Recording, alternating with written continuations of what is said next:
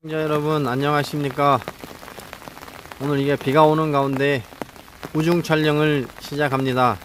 오늘은 제 놀이터에 있는 봄나물, 산나물을 소개해 드릴까 합니다.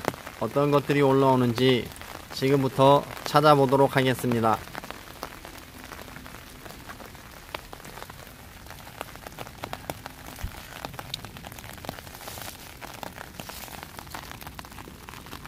지금 보이시는 것은 곰치입니다. 곰치는 좀 더 있어야 올라올 것 같은데 새싹들이 고개를 내밀기 시작했습니다. 곰치하면 말이 필요 없는 우리나라의 최고의 산채가 아닐까 생각합니다.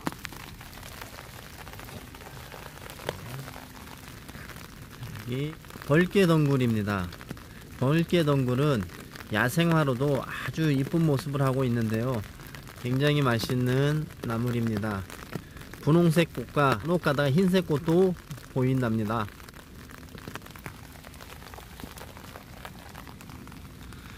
여기는 산마늘입니다. 작년 가을에 제가 산마늘 씨앗을 채종해야 되는데 바빠서 채종을 못했더니 이렇게 자기 혼자 씨앗이 떨어져서 여기저기 산마늘들이 올라오고 있습니다. 자, 이 아이들의 어미는 바로 이 친구입니다. 이쁘게 올라오고 있죠? 산마늘입니다.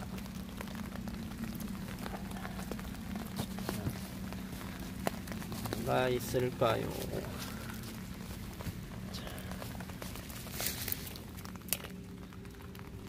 빨갛게 단풍 든 모습으로 올라오죠. 이 친구의 이름은 터리풀입니다. 꽃이 피어있는 모습이 꼭 먼지털이개처럼 생겼다고 해서 터리풀로 부른답니다. 꽃이 굉장히 이쁘고 화려한데요, 굉장히 맛이 있는 나물입니다. 잎이 다 벌어졌을 때, 펴졌을 때의 모습은 단풍잎처럼 생겼습니다. 터리풀입니다.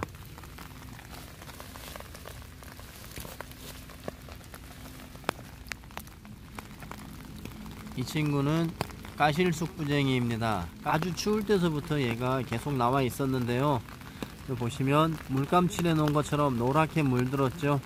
제가 이런 식물들을 좋아해서 이렇게 키우고 있는 겁니다. 까실쑥부쟁이는 나물로 활용해도 좋은 나물입니다. 여기 황새냉이도 올라와 있습니다. 빨갛게 올라오고 있는 이 싹은 옹군나물이라는 야생화입니다. 꽃이 피면 하얀 꽃이 굉장히 수수하고 멋지게 피는데요, 꽃이 꼭 참치꽃하고 거의 흡사하게 생겼습니다. 참치꽃하고 흡사한데 크기는 참치꽃의 한 절반 정도 된다고 할까요? 자, 이 친구도 성장하면 나물로 먹을 수가 있습니다. 자, 묵은 잎 보이시죠? 잎이 가늘고 길게 퍼지는 그런 식물입니다.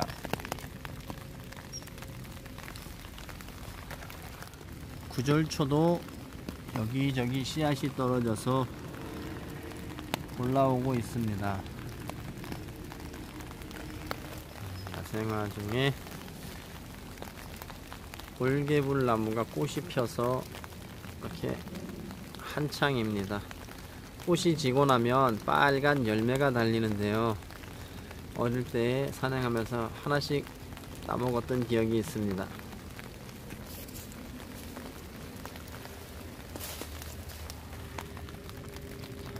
여기 보이시는 이 자줏빛 나는 이 식물은 미치광이풀이라는 야생화입니다. 나물로 사용해서는 안되는 독초이고요, 가끔가다 나물로 오인해서 사고가 발생하기도 하는데, 안개지치라는 야생화가 있는데 성장한 모습이 안개지치와 비슷하여 그 식물로 오인해서 중독사고가 일어나는 경우가 가끔씩 발생한다고 합니다. 이 친구 제가 크면 뽑힌 모습과 잎의 모습 자세하게 영상으로 담아서 올려드리도록 하겠습니다.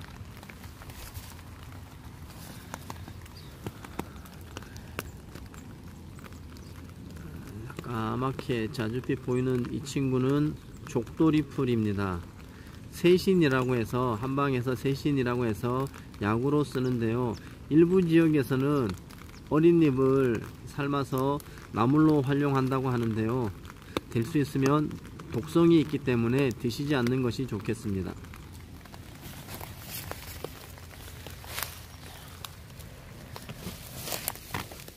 이 친구도 미치광이 풀입니다. 이 친구는 노란색 꽃이 핍니다. 여기 울릉산마늘 아주 큰 대형주입니다.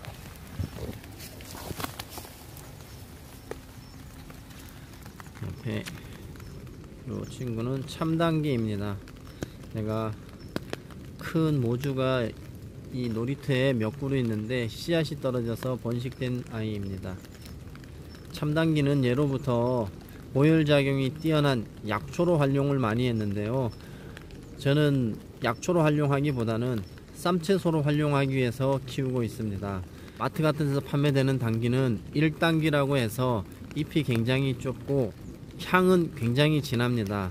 그렇지만 참당귀는 향은 훨씬 부드럽고 잎은 넓어서 쌈채로 활용하면 굉장히 좋은 나물입니다.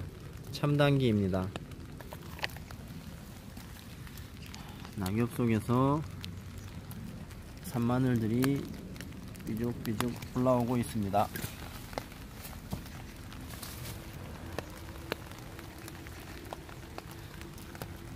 산국입니다.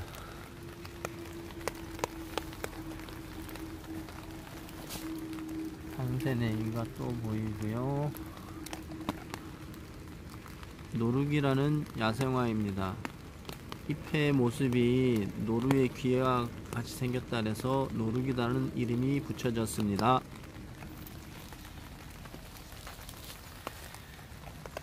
여기도 산마늘입니다. 자, 이렇게 보시면 좌측에 작게 보이는 것은 내륙지방에 자생하는 산마늘이고요. 우측에 보이는 것이 울릉도에 자생하는 울릉산마늘입니다. 일반적으로 나물로 사용하실 때는 그냥 산마늘로 불러도 되지만 엄연히 이름이 틀린 산마늘, 울릉산마늘 이렇게 구분해야 됩니다. 보시는 바와 같이 울릉산마늘은 잎이 굉장히 넓고요. 크기도 큽니다. 근데 아직 다 성장하지 않았지만 내륙의 산마늘은 잎도 좁고 크기도 좀 작습니다. 그래서 상품성이 떨어져서 재배를 많이 안 하신다고 하는데요. 제가 먹어본 결과 내륙의 산마늘이 향도 더 훨씬 강하고 부드럽기는 내륙의 산마늘이 더 부드러운 것 같습니다. 저의 혼자만의 생각입니다. 녹색 꽃이 피는 녹화족돌이 풀입니다. 뿌리를 세신이라는 한약명으로 사용하는 약재입니다. 나물로는 사용하지 말으셔야 됩니다. 독성이 있습니다. 자, 제가 심어놓은 것이 아닌데 어디에서 이토록 달맞이꽃이 날아와서 자생하고 있습니다. 자, 여기에도 참당귀가 올라오고 있습니다. 여기도 참당귀입니다. 이제 다음 주 중이면 조금씩 뜯어서 쌈채소로 활용할 수 있는 나물로서의 모습을 보여주지 않을까 싶습니다. 여기 제가 씨앗 발화시켜서 이쪽으로 이식해 놓은 산마늘인데요. 한 4년 정도 된 것 같습니다. 이곳에 보면 흙이 그냥 거름기 없는 마사토라서 영양분이 없어서 그런지 성장이 좀 더딥니다. 산마늘입니다.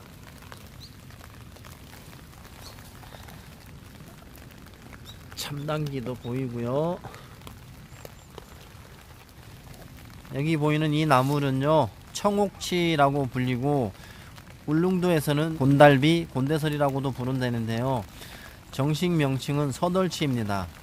우리가 취나물로 부르는 나물들 중에 곰치, 병풍치와 더불어서 생채로, 쌈으로 사용할 수 있는 몇 안 되는 나물 중에 하나입니다. 굉장히 고급 나물입니다. 서덜치입니다. 자, 좀 옆에 참나물도 이렇게 올라오기 시작하고 있습니다.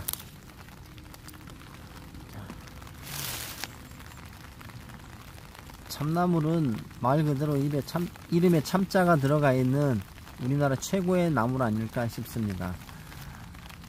뭐 향도 그렇고 독성도 없고 쌈으로 드셔도 좋고 데쳐서 무쳐 드셔도 좋고 최고의 나물이 아닐까 싶습니다.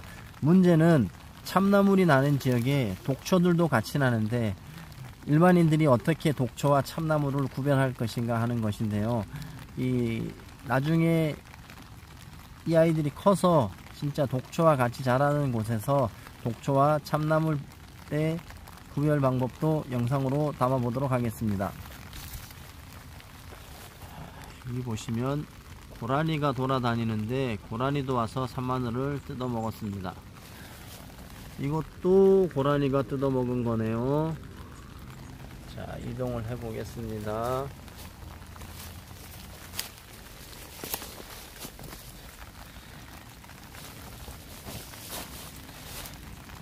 여기 보이는 이 나물은요, 얼핏 보면 참당귀처럼 생겼는데 저도 깜빡 속았습니다. 참당귀가 아니고요, 누리대라는 나물입니다. 누린내가 난다 그래서 누리대라고 부르는데요, 정식 명칭은 외우산풀입니다.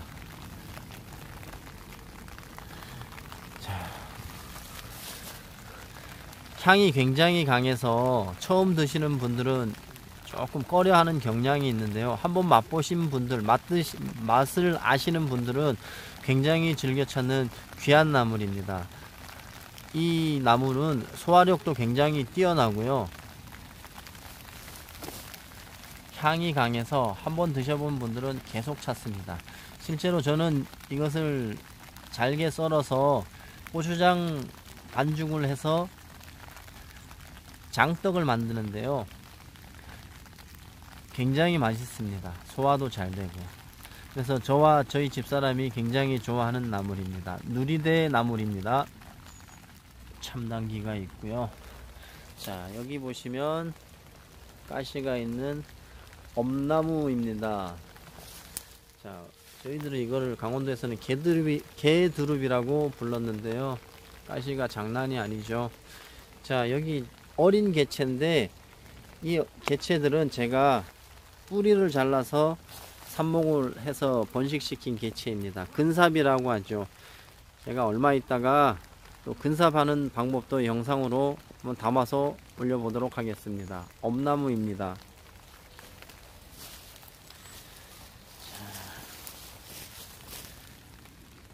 쑥도 올라오고 있습니다.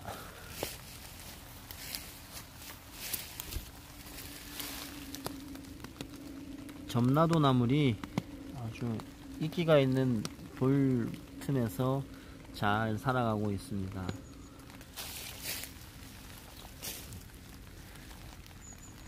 참당귀입니다.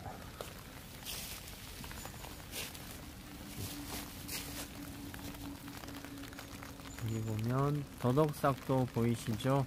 이것은 더덕싹이 아니고 제가 이 근처에다가 만삼을 심어 놨는데 아직 올라오지는 않는 것 같습니다. 이 근처에 어딘데 아직 만삼은 아직 안 보입니다. 만삼도 올라오면 보여드리도록 하겠습니다.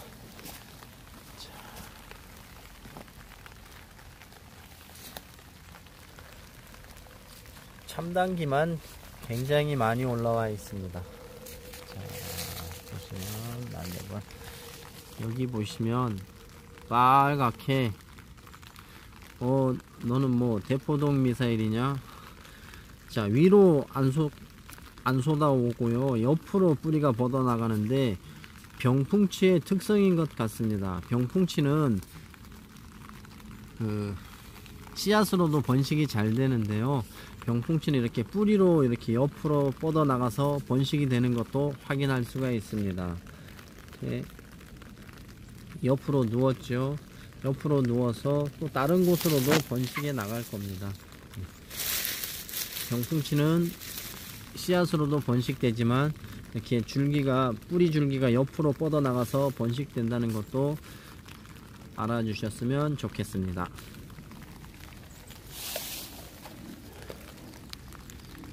이 투구꽃인데 벌써 올라와 있습니다. 조금 전에 보셨던 참나물과 거의 흡사한데요. 투구꽃도 굉장히 일찍 올라오는 식물 중에 하나입니다. 자세히 보시고 참나물과 오인해서 섭취하는 일은 없었으면 좋겠습니다.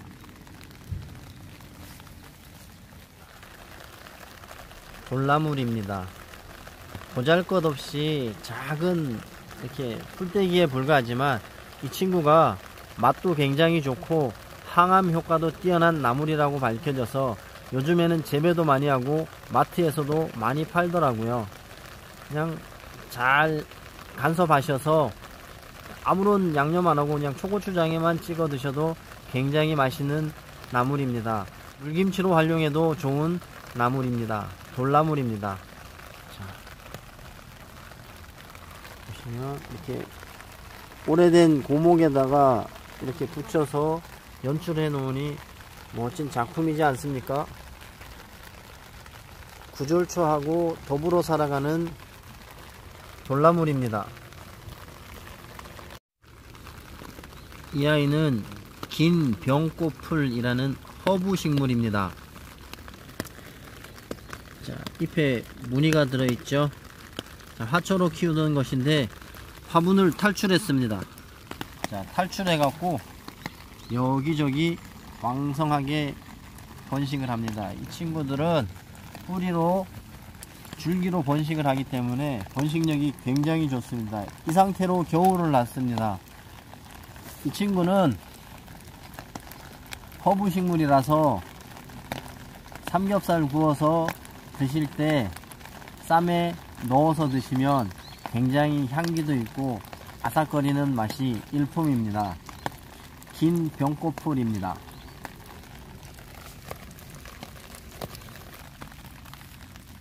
여기 보이는 하얀 싹들은 흰 금낭화입니다. 꽃이 흰색이 핍니다.